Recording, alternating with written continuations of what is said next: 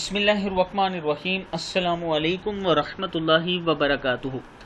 عابد راجہ channel کی طرف سے آج میں اپنے دوستوں کو رسول اللہ صلی اللہ علیہ وآلہ وسلم کا ایک فرمان سناؤں گا۔ اس فرمان کو آپ غور سے سننا اور پھر اللہ تعالیٰ سے توبہ اور استغفار ضرور کرنا اور اللہ تعالیٰ سے جہنم کی پناہ مانگنی ہے اپنے۔ تو شروع کرتے ہیں آج کا لیسن۔ بسم اللہ الرحمن الرحیم۔ آپ صلی اللہ علیہ وآلہ وسلم نے فرمایا، قیامت والے دن آدمی لایا جائے گا اور آگ میں ڈال دیا جائے گا، اس کی انتڑیاں باہر نکل آئیں گی، وہ انہیں لے کر ایسے گھومے گا جیسے گدھا چکی کے ساتھ گھومتا ہے، سو اس کے گرد جہنم جمع ہو جائے گی اور کہے گی، اے فلاں تجھے کیا ہوا؟ کیا تو نیکی کا حکم نہیں دیتا تھا اور برائی سے نیکی نہیں روکتا تھا؟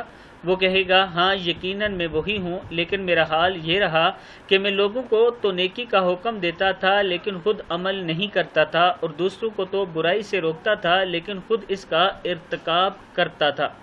صحیح بخاری کتاب کا حوالہ یہ موجود ہے، صحیح مسلم میں بھی یہ موجود ہے۔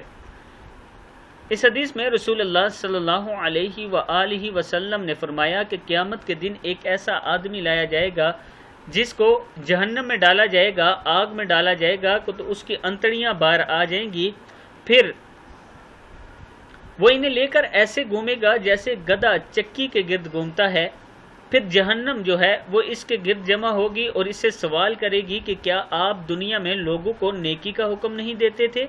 وہ فرمائے گا، میں ضرور نیکی کا حکم دیتا تھا لیکن خود اس پر عمل نہیں کرتا تھا، دوسروں کو برائی سے روکتا تھا لیکن خود اس کا ارتکاب کرتا تھا، اس وجہ سے مجھے یہ سزا ملی ہے۔ اب میں اپنے دوستوں سے گزارش کروں گا کہ جب دوسروں کو نیکی کا حکم دیتے ہیں تو خود بھی اس پر ضرور عمل کیا کریں۔ ضروری نہیں کہ پہلے آپ عمل کرتے ہوں اور پھر نیکی کا حکم دیں۔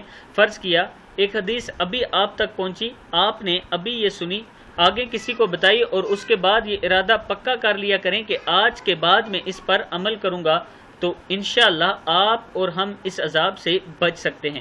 اللہ تعالیٰ سے ہمیشہ توبہ استغفار کرتے رہا کریں، اللہ تعالیٰ کے حضور سجدہ ریز ہوتے رہا کریں، نماز کی پابندی کریں اور اللہ سے جہنم کی پناہ مانگا کریں۔ اللہ ہی ہے جو ہم سب کو بچا سکتا ہے۔